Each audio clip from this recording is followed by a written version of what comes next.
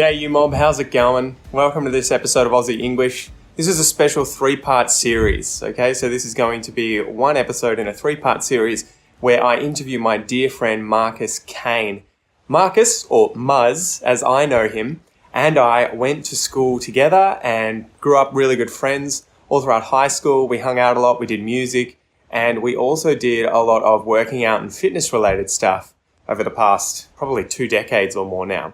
So I decided to get Muzz on the podcast to talk about a few topics, including what he's been doing for me and my weight program, my goals, everything like that. We talk about nutrition and eating disorders in the second episode, which is a sort of specialty that he deals with his clients, helping them overcome things like bulimia. And then in the third one, we talk about social pressures on men in particular to look a certain way. So things like bodybuilding, celebrities, movies, and the use of illicit drugs or steroids. A lot of these drugs aren't necessarily illegal, but there's a sort of shady side to it. So we talk about that as well. Anyway, without any further ado, guys, let's get into today's episode. I give you my strength and conditioning and nutrition coach, Marcus Kain. Let's go.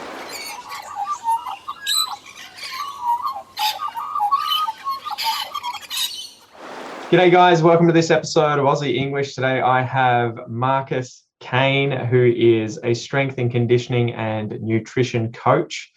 On the podcast today, we're going to be talking about nutrition and eating disorders, and we'll sort of touch on a little bit where we left off in the last episode. This is going to be a 3-episode series where we were talking about learning about strength and conditioning and my plans, what I've been doing with you. We didn't sort of get too deep into it, but Muzz, welcome to the podcast. How are you going? Good, buddy. How are you? I'm good. Man, it's so funny. We're wearing the same clothes as last time, in the same position, everything. Right? I know, right? It's almost like we recorded this directly after the last episode.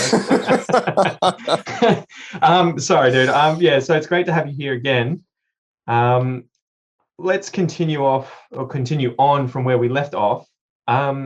Let's start with, we can talk a little bit more about what I'm doing after we start with maybe what should someone do if they are a complete novice and they're thinking about improving their strength and conditioning. What's the sort of basic advice that you would give to people? We were talking about that, what was it called? The preparedness, like basic... General physical preparedness. So we'd be looking at things like full body movements, whether that be things that utilize the Olympic bar, like the squat, bench, and deadlift.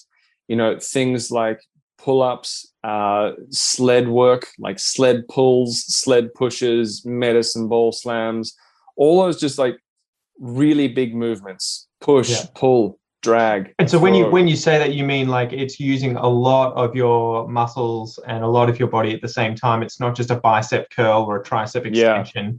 You're using a lot of your muscles in conjunction with one another to do these large movements, which are going to really what would you say, like reinforce the messages that go between them and the strength and the way that they work together.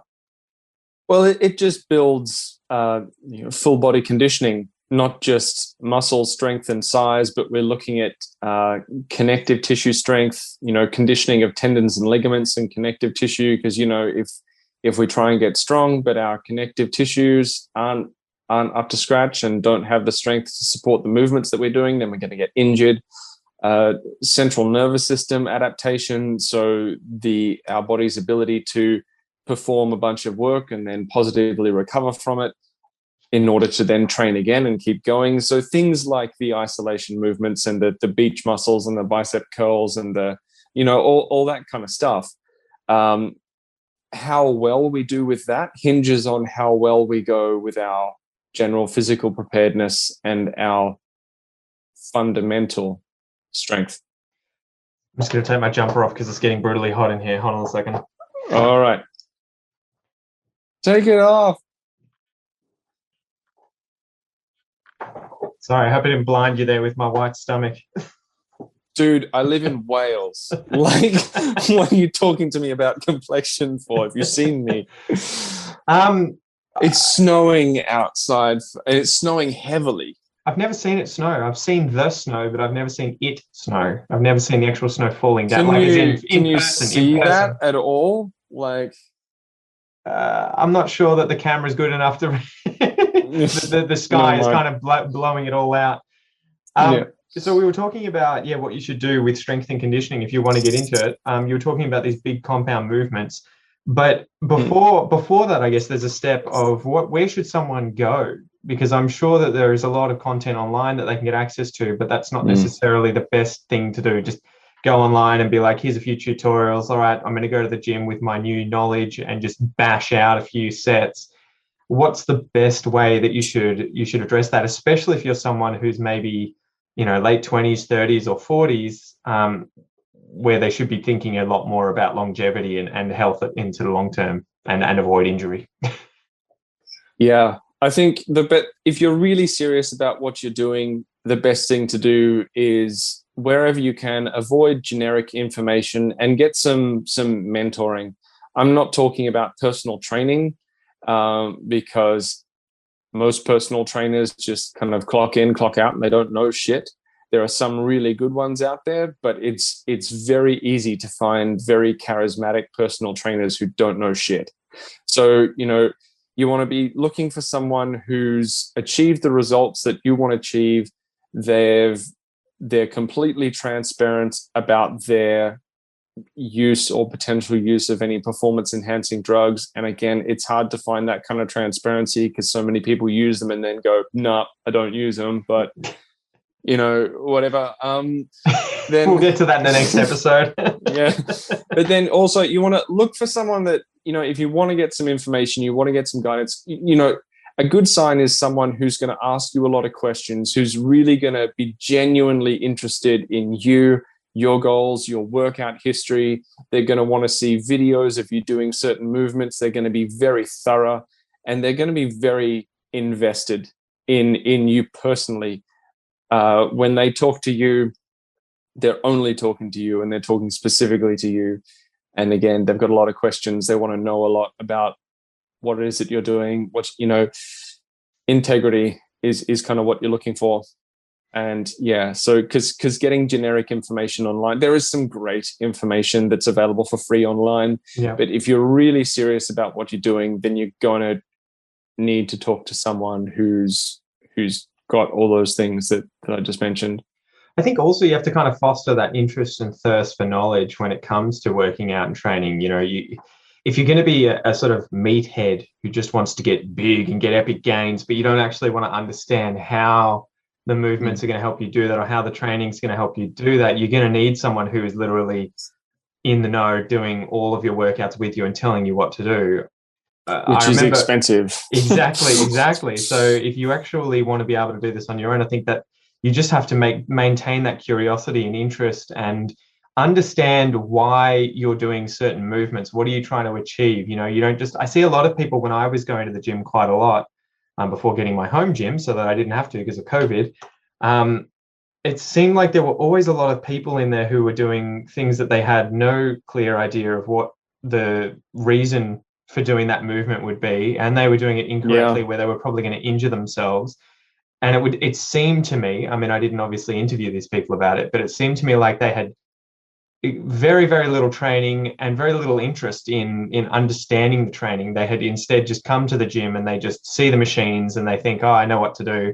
There's a little image up on here. I can see that he's doing this movement. I'll just think I do the same thing and bam. And I was always like, man, I wish I worked here so that I could tell some of these people, like, be careful, Jesus Christ, like, stop doing what you're doing and get someone to tell you. So I think my biggest thing here is, for me, I was always trying to get information from other people at the gym or personal trainers like yourself that I knew. But then if I was going online, it would always be to kind of supplement the real information that I'd gotten in real life, where I was like, okay, I actually want to understand the deeper workings of, okay, I'm doing this movement because I want XYZ, but why is it giving me XYZ? How is it working?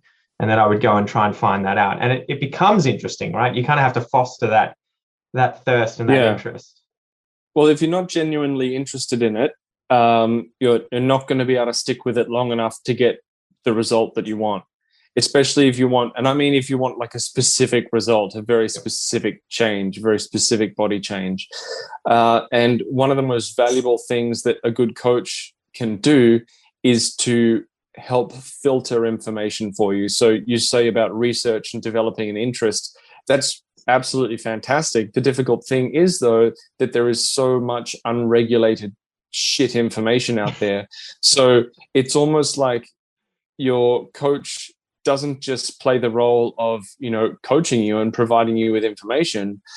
It's that you can take any information that you find and run it by them and go, hey, what's the deal with this? What, like, is this on point? Whatever. And then they can go either yes or no. It reminds me so much of my jiu-jitsu training back in the day when I was doing that full on. I was going and working out and then doing 1 or 2 hours a night in jiu-jitsu for like 5 years and was just going nuts with it. But I remember I was getting so deep into the online tutorials for the different techniques that you could do. And you would take them to class and be like, oh man, this is totally going to work. It's going to be so good. No one's going to know what hit them. And you would show the coach, and it was effectively you shit testing it, right? And being like, is this going to work? And sometimes he'd be like, that's fucking sick. But most of the time he would be like, that's complete shit. That would never work. This is so dumb. Whoever taught this was doing it on a willing, participant who allowed them to get the move. Like, so yeah, it was good to have him as a filter. My coach, who was always Tiago. Shout out to Tiago. It was amazing. Very humbling, I think, though. But yeah, otherwise you end up just, thinking you've learned all this helpful stuff and it doesn't work in the real world, and worse, it could injure you. Yeah, 100%. Same deal. Man, so let's move on to nutrition and eating disorders. Do you want to talk a bit about how did you end up sort of moving in that direction? Because I always thought of you as a strength and conditioning coach from when I knew you from a young age. Yeah. What made you so interested in nutrition and eating disorders? Because, the last time I checked Instagram, it seems like you can eat whatever the fuck you want and you'll get shredded. Well, essentially, I developed an interest in solving problems pertaining to nutrition and disordered eating, specifically bulimia and binge eating disorder, because I suffered with that for the better part of 15 years as a result of information that I found through the commercial fitness industry and through some really, really shit uninformed resources and people who I went to for help when I first started training in my teens. So essentially, I wanted to get certain results that I was seeing in magazines and whatever, because I'm 1,000 years old. We had magazines back then, not Instagram, and I was looking at these images in magazines and everything like that, and I was like, yeah, cool, that's what I'm aiming for. But I didn't realize at the time that all those fuckers were using steroids, like literally all of them. Sorry to interrupt you, but yeah, we had that conversation recently where I totally had the carpet pulled out from under me. It's like someone telling you that the Easter Bunny doesn't exist. You're just like, wait, what? Yeah. Sorry, but I remember talking to you and you're like, no, man, they're all on drugs. They're all on drugs. That's how they get into the magazines. It's like impossible to get that and be that lean. And we'll talk about this in the next episode. But yeah, I was like, wait, what? These guys aren't legit? Like, but it says they're legit and it shows their training program and their nutrition. And you're like, yeah, and there's a blank page where the drug use is. Well, essentially, that was one of the things that led me to develop a very serious eating disorder myself. Like, I'm 6 foot tall, and at one stage I weighed less than 60 kilos. Like, so I'm around 180 centimeters tall, and I weighed less than, when it was at its worst, I weighed less than 60 kilos, around 58 kilo or something like that. Right. And how that happened was, I started off training, watching my diet and all that kind of thing. And I felt like I was looking at how I looked, looking at how I was training, looking at the pictures in the magazines, looking at myself in the mirror and thinking, I still don't look like that yet. I feel like I'm working hard. Yeah. But in order to look like that, I must need to train harder. I must need to train more, and I must need to be stricter with my eating. So I kept being more and more strict with my eating and my nutrition, while continuously increasing my training volume, increasing my training intensity. And when it was at its worst, for my school lunch, I would take maybe a sandwich, but I was the only kid in our school drinking black fucking coffee to suppress my appetite. I remember thinking you were a total weirdo at the time, being like, man, no one likes that shit. That's the thing. I was a freak at our school. And one of the things that really kind of drove that process is like, sure, I did get a six-pack, and then the moment I got a six-pack, a few of the girls that I thought were really cool at the time said, "Oh, look at that! Like Marcus has got a six-pack." So I'm like, "Huh, whatever I'm doing is working." Yeah. So I kept going, and it made my eating disorder worse. It made my obsession with training worse. As a result, like I became extremely emotionally unstable. Like I was always anxious, always in a bad mood, because I was fucking starving all the time. I remember, you had a bit of a short fuse at times, and it wasn't too difficult to set you upset off. me. Yeah. I was always hungry. I was always tired. Like, because I was getting up at, even as a teenager, I was getting up at 5:30 in the morning to go to the gym before school. I was training after school. When it was at its worst, I was like living on black coffee and almonds and the occasional chicken, and it wasn't a good time. I was doing cardio training and swimming training and whatever the school required me to do in the morning, and then I would go home and lift weights in my garage. And I would do that in Australia in summer, so I'd be there on a 40-degree day in a garage with a tin roof. It would have been 45-50 degrees in there, and I'm in there lifting weights, and I just and I was doing all that to try and be as good, to look as good, to measure up to the people who I was seeing in magazines, not knowing that they were actually using performance enhancing drugs. And the thing with nutrition was like, I just kept restricting my food. I kept looking at these guys who you could see their muscle fibers through their skin. They were just ripped all the time. I was like, what? Like, that's crazy.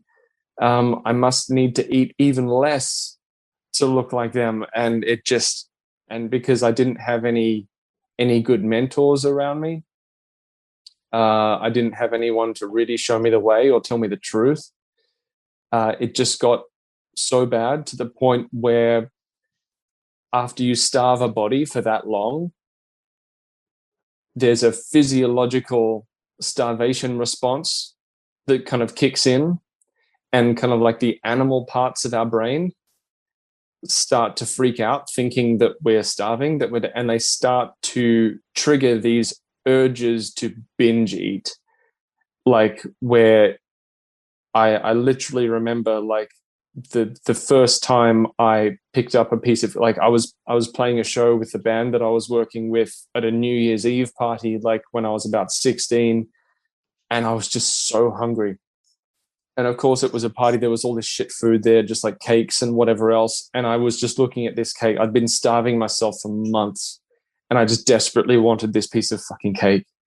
And the moment it hit my taste buds, the moment, it was like I couldn't stop. It was the craziest feeling. I couldn't stop, and I just kept eating. And the next thing I remember after that is like I was hanging over the side of we were out on the end of a pier, on a pub that was on the end of a pier. So I was out over the side of the pier making myself throw up between sets with the band. because I was like, oh my God, I can't believe I just ate all that. Why did that happen? And I started making myself throw up. And that was where the pattern of binge eating and that was where the bulimia started, because then I would experience these uncontrollable eating episodes because my body was starving and it couldn't hold off anymore. And then I would feel so guilty and so terrible. I would feel like a failure and that I wasn't worth shit as a human being if I didn't have abs and all this kind of stuff. I'd make myself throw up. And then something that really made that situation even worse was the commercial fitness industry kind of rhetoric of like, you can have a cheat day. I read this book by this fucker who I've found out was since on performance enhancing drugs. And he was saying that, yeah, like, and he wasn't the only one saying this. There are a lot of them out there. I won't name him because I'm not interested in causing issues, but he's a fucking prick. And yeah, like it said, it was saying like, if you're really good and you stick to this diet or whatever through the week, you can have your Sunday where if you want to eat 2 burgers for lunch, eat the 2 burgers. You can eat whatever you want. And I was like, oh my God, are you fucking serious?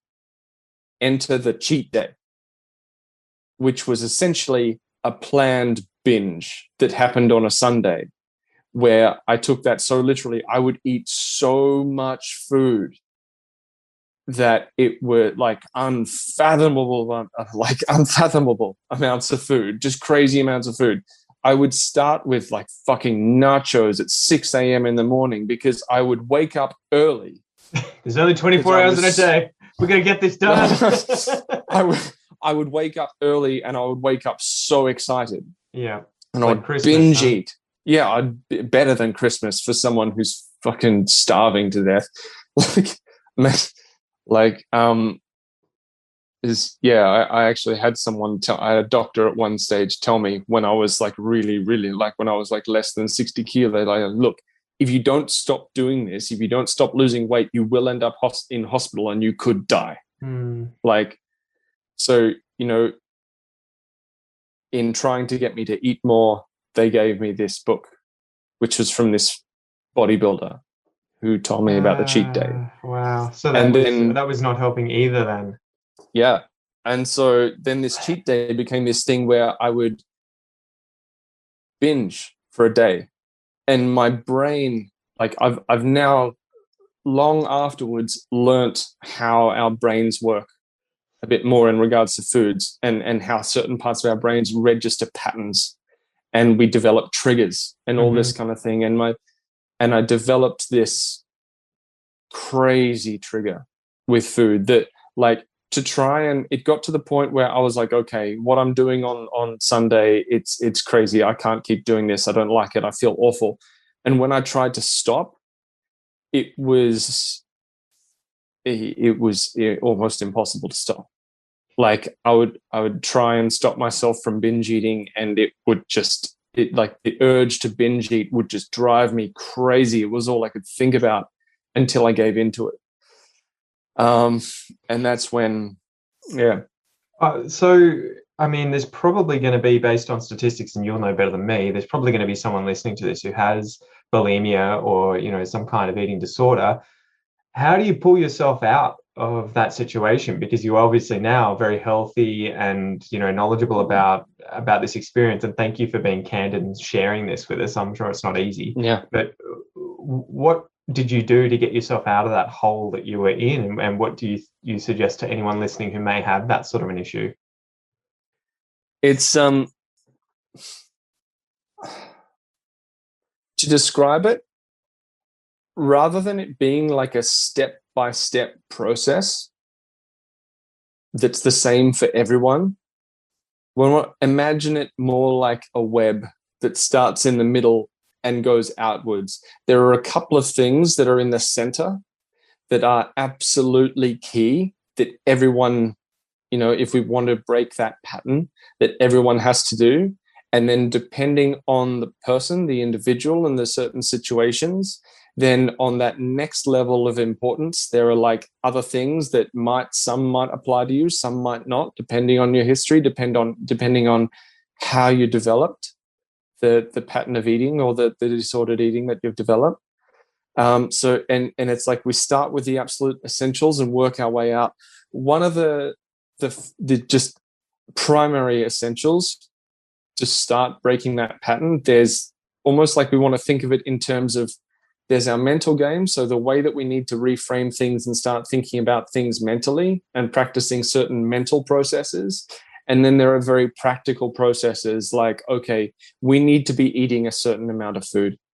And that's non-negotiable. That scares a lot of people who are in patterns of disordered eating, because sometimes the idea of eating more food is terrifying. And there are people online and people claiming to provide support that are doing the best they can, or they're doing what they think is right, but they're not actually helping, because they're painting this picture that in order to recover, someone needs to gain a lot of weight. Now, again, this is all dependent on the person. Obviously, when I weighed 58 kilo, that was absolutely true for me. When I was that underweight, yeah, I needed to gain a good 20 kilo to be back with 60, 70, 80. Yeah, I'm 20 kilos heavier now than I was then. So I needed to gain 10 kilo to be in a good place again.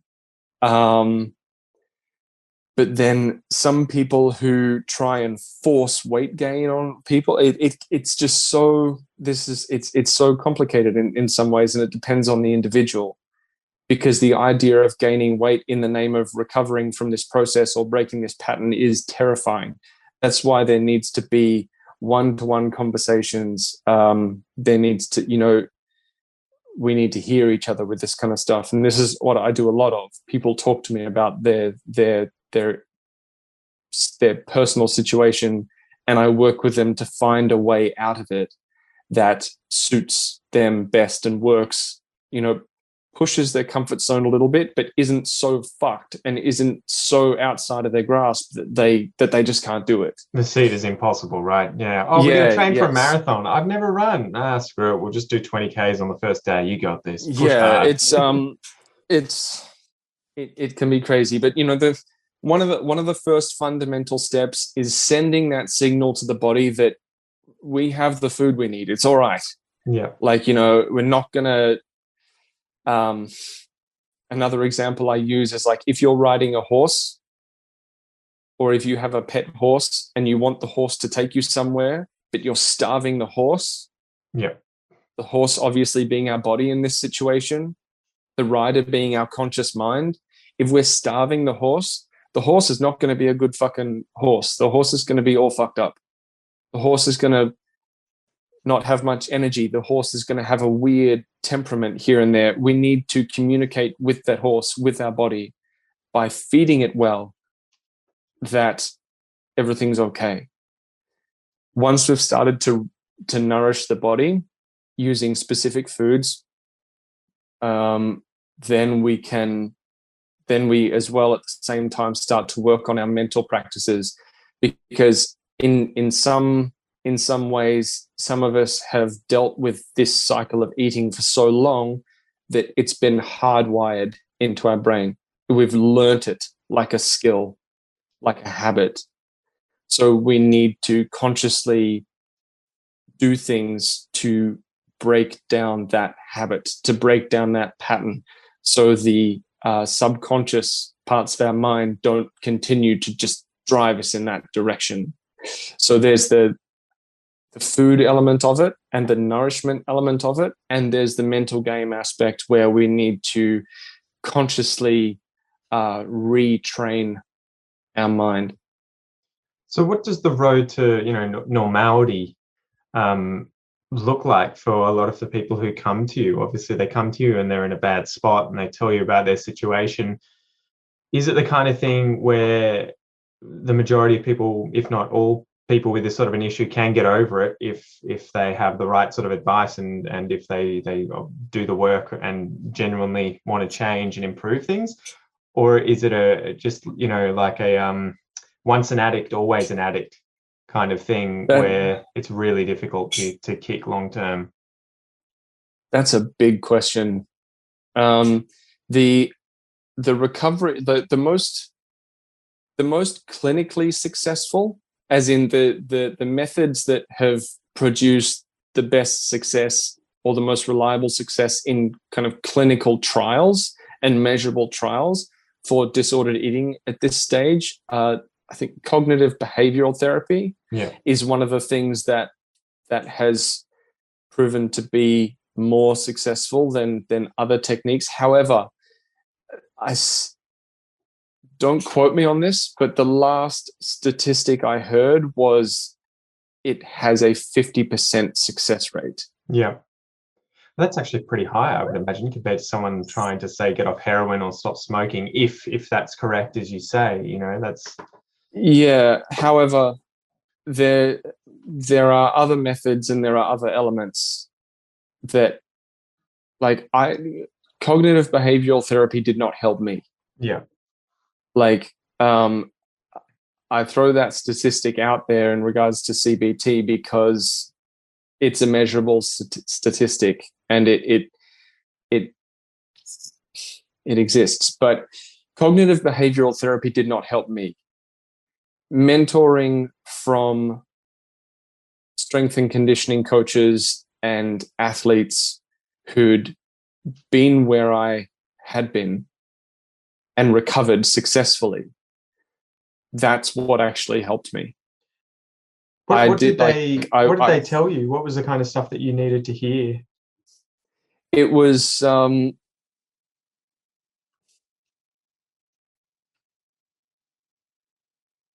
mate, it's a big combination of things. One of them being, like, a guy who saved my life in many ways was a mentor who I went to in regards to training at first. Now, I specifically chose this guy to go to because I was struggling with my training at the time. I wasn't getting the results that I wanted. I was injured. I was in pain. And what I thought I needed to do was just causing me more and more pain. This guy was in his 50s and his physique was just brilliant. He was happy. He was healthy. He was not injured.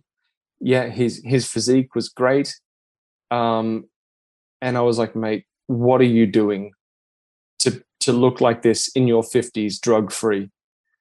And he kind of took me under his wing and mentored me a little bit. And one of the things that he just said really kind of candidly, like when we caught up for our first chat in years, was he said to me, like, mate, you look like you need a feed. Like, and hearing that from someone who was an athlete that I admired, that I trusted, who was also a friend, who I knew, he knew my goals. I had a lot in common with him. We had a lot of common ground. We had a good rapport. Like, he understood me. And probably had your best interest at heart as well, right? It wasn't a judgmental, get some food up you thin bastard. Yeah. Hearing that from him helped me in ways that years of therapy never did. Yeah. Now, I'm not saying that people should not see qualified therapists. That is not what I'm saying at all. So nobody jump on me for saying that therapy is not, because, like, absolutely therapy is valuable. But I think something that works exceptionally well is a combination of therapy, counseling, psychotherapy, whatever you want to choose, and actually getting some mentoring from someone with integrity in the fitness industry who knows how to deal with those situations for someone who does have body goals. It's interesting how the same thing could be said from a lot of other people, but it wouldn't have landed as obviously it did from him, right? And so it is so interesting that you're saying, like, I tried all this therapy, and I'm sure the therapist at some point was saying you just need to, get a better relationship with food and have more to eat. But the fact that it came from him in a different context that actually hit home and made the difference shows that, you need to obviously try a lot of different things and not necessarily just think this is the there's this one thing that I think will solve it, and I'm only going to do this one thing, and that's it. If it fails, it fails. Yeah. I mean, it's to be honest, it's a combination of things. With no small measure of personal dedication that allowed me to recover from it, to not only to recover from it, but be in a point now where I've created a program to help other people, and that is my job now. Yeah. Which is I what still I'm do on. some. Yeah, well, I still do some strength and conditioning training for a couple of people, but mostly my job now is working with people who are trying to break patterns of bulimia and disordered eating. Yeah. Do we have the inverse kind of issue as well? Because I mean, obviously, it's clear, especially for women, that, and well, for both, right? Obviously, there's women who look up to these women who are models, or just see advertising everywhere, and these women who seem to have these impossible to obtain figures, and that ends up pushing them towards, say, anorexia or binge eating or bulimia. And then on the male side, you have it from men trying to look like these guys that are, you know, in superhero films and in magazines and everything. And I've forgotten where the question that I was actually going to ask was going. Oh, is it on both ends? So we obviously have it where people have this, you know, unhealthy attitude towards food when it comes to trying to get the body they want. But then it seems like we're also in this obesity crisis, where people on the other end of the spectrum seem to have no problem eating food at all, but they're eating the wrong kind of food. I think you'll find they do. Like the people on the other end of the scale who might struggle with their weight.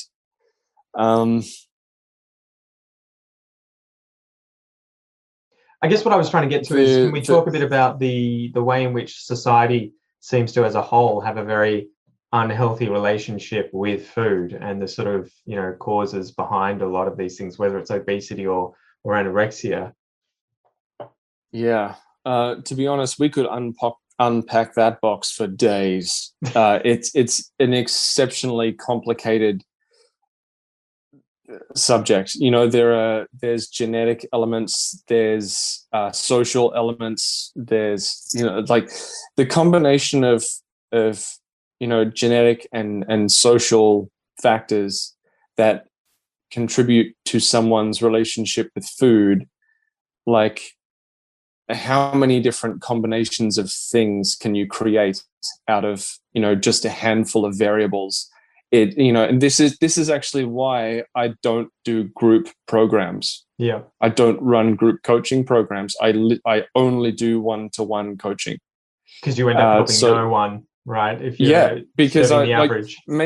Maybe one day down the track, when if I figure out a formula that I'm really happy with, I might do a group coaching program, but I only do one-to-one coaching programs to account for everyone's uniqueness in the combination of things that have led to the situation that they're currently dealing with.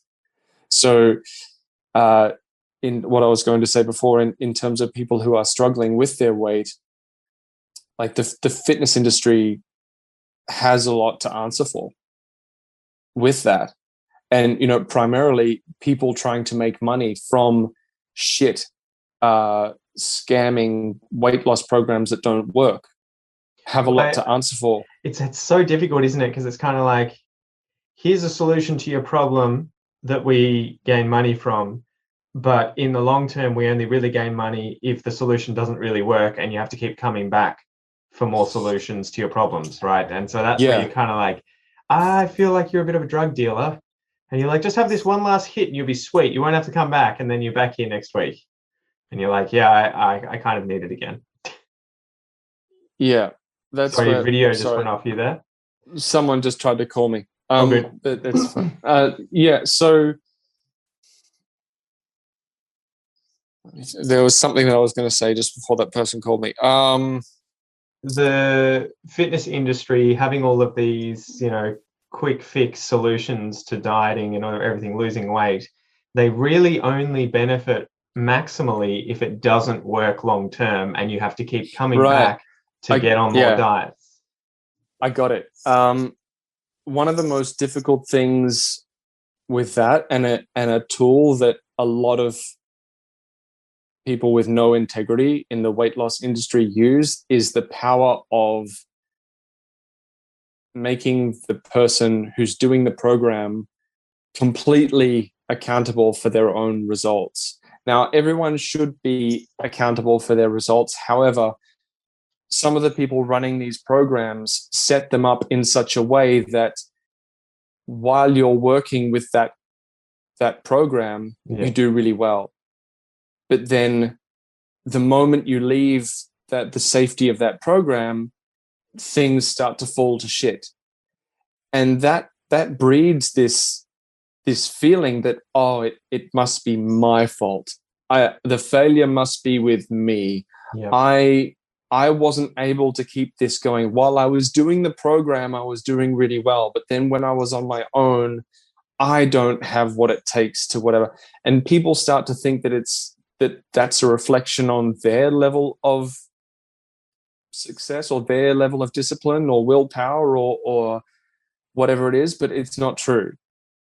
It's a very clever, darkly clever, but very clever manipulation. If someone a fine line, right? Like, it's a fine wire to kind of balance where, I think that works in any kind of marketing system where you have people paying ongoing. And I have to be wary of this sort of thing when creating my products, because there are this sort of dark side of marketing and business that you can use, but it's just, you have to have no ethics or morals to really go down that path where the person is getting suboptimal results or only gets results whilst they're paying you, and the moment they stop, they fail. So I know, and I've seen that with the fitness industry quite a bit, right? I mean, look at Jenny Craig not calling them out, but it's that kind of model where obviously they're only really making a lot of money as long as you're constantly on a diet eating their food. Yeah. One of the things that I consider to be a great success for my own work and my clients is if someone does a 90-day program with me, like a 3-month program, 12-week program, whatever we want to call it, and then they never need to speak to me again other than to tell me how well they're doing, I fucking love that. Something that, like, it just makes me so happy that like, my idea of ultimate success is someone only ever needs to pay me once. This is the problem with Apple, right? One of the biggest problems is that all of them things that they sell you break within a few years so that you have to buy the next model. And it's like, man, I miss when things weren't precision engineered to only work for a very, very sort of small amount of time, then break when the new thing comes out. 100 years ago when people made scissors, the scissors fucking worked forever because they couldn't engineer them within, a micrometer and say, well, the tolerance, it should work right now. And then as soon as it's out of warranty, boom, it'll break and they have to buy a new one.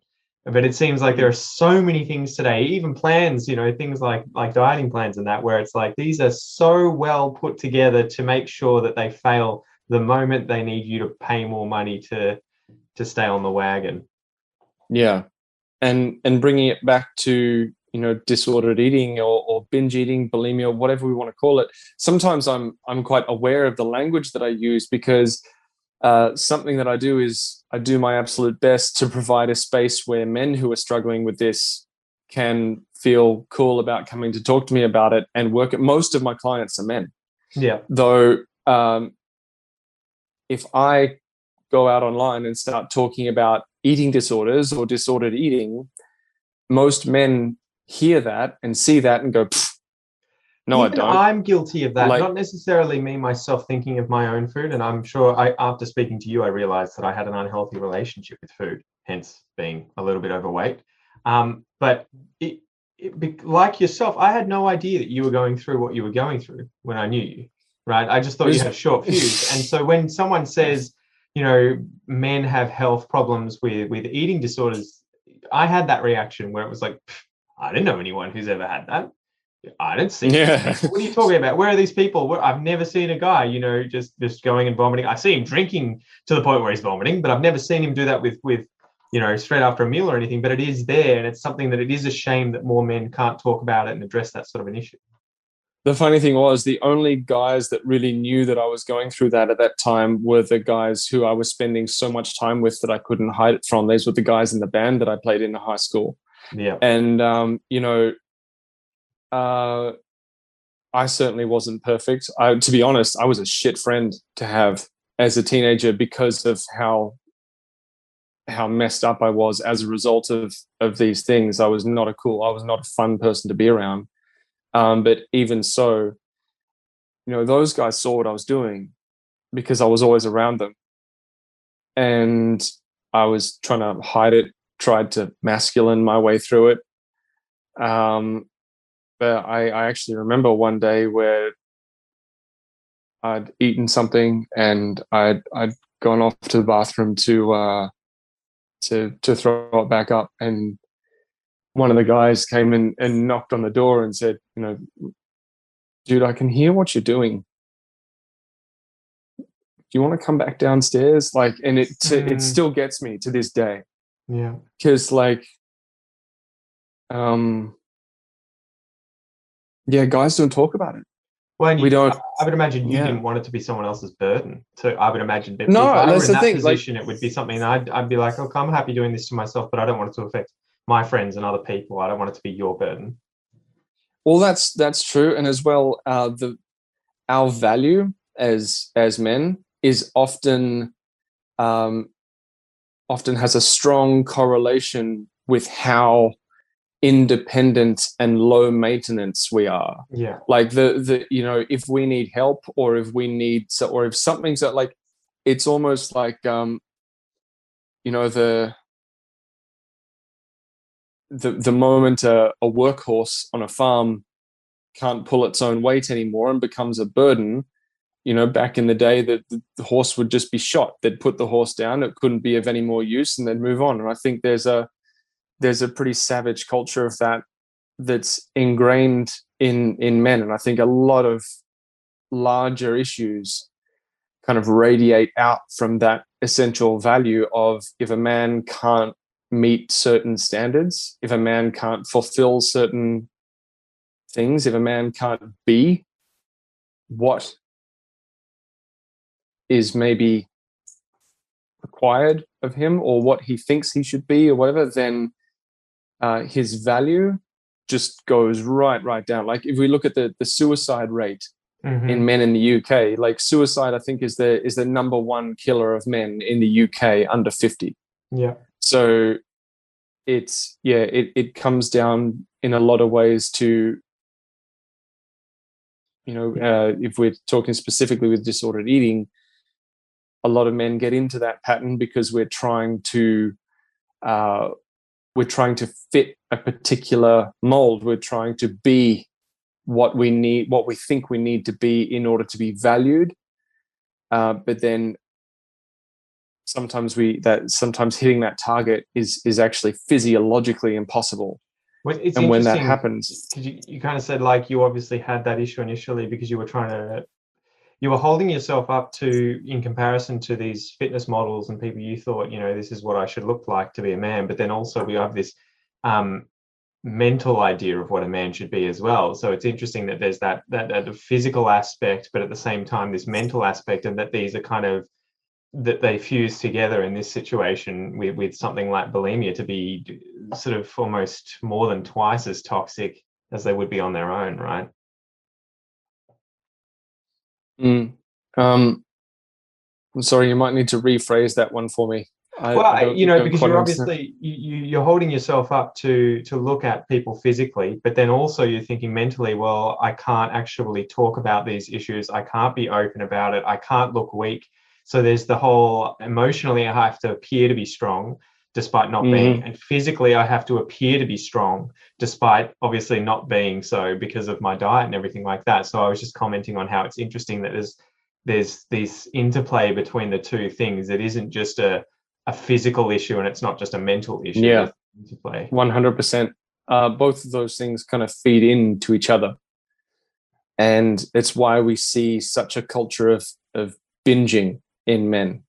We see a culture of binging in men and women, of course, but and I don't want to exclude anyone who's suffering from this conversation, but essentially a culture of binging, whether it be in men or in women, binges usually happen, whether it be food, alcohol, TV, people just sitting in front of Netflix and just switching off for days at a time. Binging culture happens when the cracks start to show in someone's coping ability, in maybe, and when we talk about coping mechanisms, if someone comes to me and says, why can't I do this or why can't I do that? My first question is usually, what are you expecting from yourself? What do you expect that you can achieve? What are you expecting from yourself on a day-to-day basis that is making you reach a point regularly where you just have to, like, whether it be alcohol, whether it be food, whether it be TV, whether it be whatever, what are you expecting from yourself? I think that's a huge question. That's such a good point too, because we're in the social media age where now we see all of these perfect lives, all these influencers online that we think are absolutely crushing it. They're doing so well. They look so amazing, and you don't get to see anything of behind the scenes. And so it is this weird situation now where probably the majority of interactions that we have with people are now online, and definitely in my case, and it's such a distorted and skewed view of what other people's lives are actually like that you're kind of walking through. It's almost like this sick museum where you're seeing these fake fabricated paintings of everyone, and you think that's what the real person actually looks like, right? And so we're in this world now where even I'm the same. I see people's videos online and they get millions of views and they look a certain way, and I think, fuck, if I just look like that and did this, then I would have those views. And it's so funny how you just have to try and be as aware as possible of the fact that what you see online isn't at all an accurate reflection of reality, right? And that a lot of the time, you don't realize this person's on performance enhancing drugs, has probably taken 1,000 photos, has manipulated the lighting, has made sure that he has, dehydrated himself to look amazing, and then only posts the photo when he's having a great time whilst on holiday in Greece and says, just living my normal life, just working outside. And you think, fuck, that's that guy's life every single day, and he looks like that all the time. And you have to sort of check yourself, right? And be like, there needs to be a disclaimer, may not be as expected in real life, below all of these things. Yeah, absolutely. So how do we finish on a good note? Well, how are you going now? To be honest, my dynamic with food is better than it ever has been. And as a result of repairing that dynamic, my results from my own training have become much, much closer to what I've always wanted them to be. Yeah. Like I've got the kind of personality where I'm always kind of working on something, and I'm always setting that bar a little bit higher, which I don't know.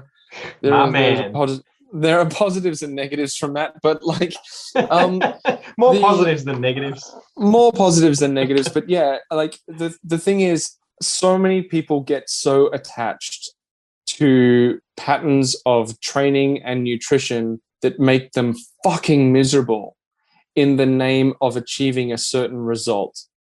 And I would want anyone who's in that place to know that breaking that cycle is not only possible, but it is absolutely necessary to achieving the result that you actually want. Yeah. Like, otherwise, you kind of like getting pulled in two directions, right? The result you want is over here, but you're doing what you think you have to do, and it's kind of not getting you to either. Yeah. I mean, when we get caught in cycles of destructive eating or obsessive training, it becomes like an emotional cycle. And again, some guys listening to this might think, I'm not emotional, I'm just being disciplined. I'm like, well, any decision that we make that's not based on in regards to body goals, nutrition, whatever, any decision that we make that isn't based on the clinical research congruent with achieving that result, the result we want would be classified as an emotional decision, because it's surely not a logical one. Yeah. Like I work with a lot of people who, when I say to them, you need to train less in order to achieve your in order to train your in order to get your optimal result, they're like, oh my God, but I can't. I'm like, less is more. But, but it's we need to be to end on a positive note. It's like, what? A great, sorry to interrupt you, a great thing that I've noticed, at least within the fitness industry over the last probably 5 years, is how much they now push quality sleep, which I'm so grateful, because I never heard that growing up. Being told that I should be able to conquer the world on 6 hours sleep was one of the things that led me to develop, that exacerbated a lot of the issues that I experienced. So there is not only a way out of the destructive patterns with nutrition and exercise that someone might be experiencing, or that you might be experiencing. If we put in the time and work and care necessary to make that happen, it is actually congruent with achieving the result that you've been aiming for the whole time, and actually enjoying life. Because I missed a lot of opportunities and a lot of enjoyment from some times and experiences that I'll never have again, in the name of having a six-pack while I was doing it, which is fucking ridiculous. And that's not to say that, if you want to have a six-pack, you can't have a six-pack or whatever, it's fine. But there is a way to do it that is miserable, and there's a way to do it that actually allows you to have a good life and allows you to have the energy available to you to enjoy having it. Yeah. There's not only a way out, but it's actually necessary. Well, man, thank you so much for talking so openly about this stuff, because I think we probably went deeper than we've ever gone before, to be honest, even in private. So I know it's a big thing, and I'm glad that my listeners have the chance to hear about this sort of stuff, because it's hard to find this kind of a conversation, and hopefully it's going to help them. Where can they obviously contact you or find out more about what you do if they would like to purchase your services or get advice or send you a message or anything like that with regards to eating disorders and nutrition or strength and conditioning coaching? Instagram is the best way to reach me still. So keeping it simple, it's M Kain Coaching. So at M Kain Coaching on Instagram, MKAIN Coaching. And that's definitely the most reliable space to contact me on at the moment. And, dude, thank you for the opportunity to chat about this stuff. Man, it's my absolute pleasure. And guys, thank you for joining us, and we will see you in the next episode. See you later.